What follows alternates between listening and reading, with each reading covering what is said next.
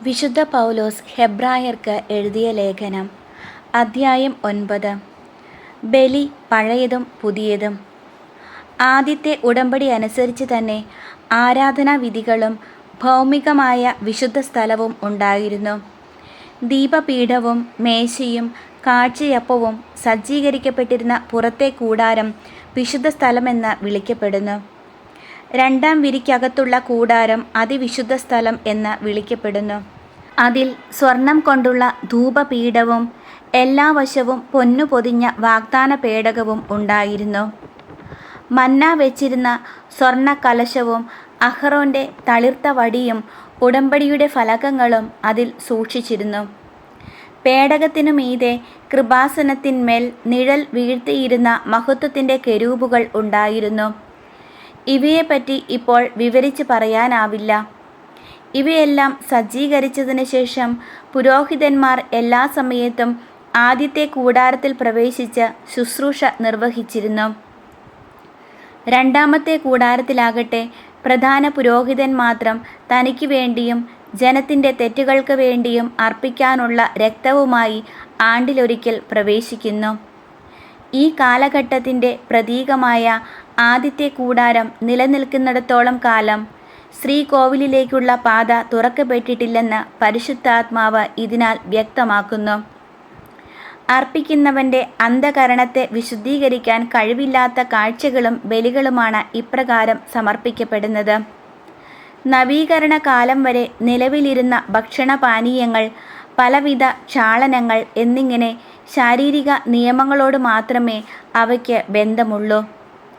എന്നാൽ വരാനിരിക്കുന്ന നന്മകളുടെ പ്രധാന പുരോഹിതനായി ക്രിസ്തു പ്രത്യക്ഷപ്പെട്ടു. കൂടുതൽ മഹനീയവും പൂർണ്ണവും മനുഷ്യത്വ നിർമ്മിതമല്ലാത്തതും സൃഷ്ടവസ്തുക്കളിൽ പെടാത്തതുമായ കൂടാരത്തിലൂടെ എന്നേക്കുമായി ശ്രീകോവിലിൽ അവൻ പ്രവേശിച്ചു. അവൻ അവിടെ പ്രവേശിച്ച് നിത്യരക്ഷ സാധിച്ചത് കോലാടുകളുടെയോ കാളക്കിടാങ്ങളുടെയോ രക്തത്തിലൂടെയല്ല, സ്വന്തം രക്തത്തിലൂടെയാണ്. കോലാടുകളുടെയും കാളക്കിടാങ്ങളുടെയും രക്തം തളിക്കുന്നതും പശുക്കിടാവിൻ്റെ ഭസ്മം വിതറുന്നതും അശുദ്ധരെ ശാരീരികമായി ശുദ്ധീകരിക്കുന്നു.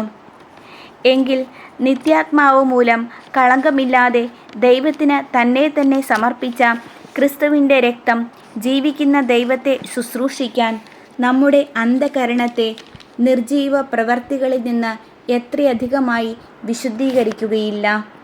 വിളിക്കപ്പെട്ടവർ വാഗ്ദത്തമായ നിത്യാവകാശം പ്രാപിക്കുന്നതിന് അവൻ ഒരു പുതിയ ഉടമ്പടിയുടെ മധ്യസ്ഥനായി. കാരണം ആദ്യത്തെ ഉടമ്പടിക്ക് വിധേയരായിരിക്കെ നിയമം ലംഘിച്ചവർക്ക് അവൻ സ്വന്തം മരണത്താൽ രക്ഷയായി തീർന്നു.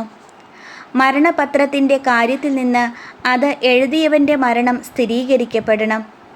മരണപത്രം സാധൂകരിക്കപ്പെടുന്നത് മരണശേഷം മാത്രമാണ്. അതുണ്ടാക്കിയവൻ ജീവിച്ചിരിക്കെ അതിന് ഒരു സാധുതയുമില്ലല്ലോ. അതിനാൽ രക്തം കൂടാതെയല്ല ആദ്യത്തെ ഉടമ്പടിയും ഉറപ്പിക്കപ്പെട്ടത്.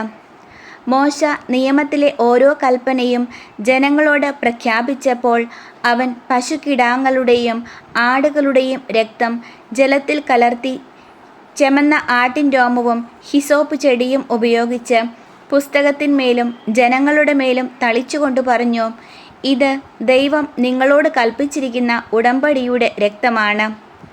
അപ്രകാരം തന്നെ കൂടാരത്തിന്മേലും ശുശ്രൂഷയ്ക്കുള്ള സകല പാത്രങ്ങളിന്മേലും ആ രക്തം അവൻ തളിച്ചു.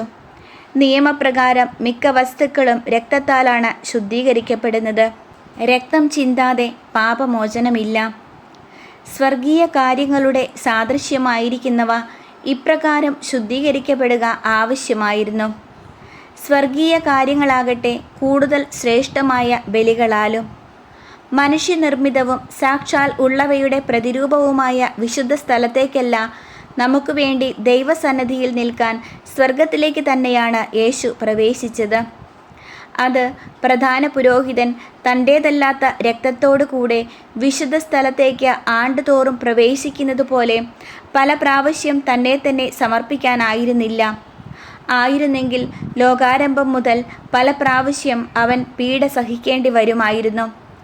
കാലത്തിൻ്റെ പൂർണ്ണതയിൽ തന്നെ ബലി അർപ്പിച്ചുകൊണ്ട് പാപത്തെ നശിപ്പിക്കാൻ ഇപ്പോൾ ഇതാ അവൻ ഒരിക്കൽ മാത്രം പ്രത്യക്ഷപ്പെട്ടിരിക്കുന്നു. മനുഷ്യൻ ഒരു പ്രാവശ്യം മരിക്കണം, അതിനുശേഷം വിധി എന്ന് നിശ്ചയിക്കപ്പെട്ടിരിക്കുന്നു.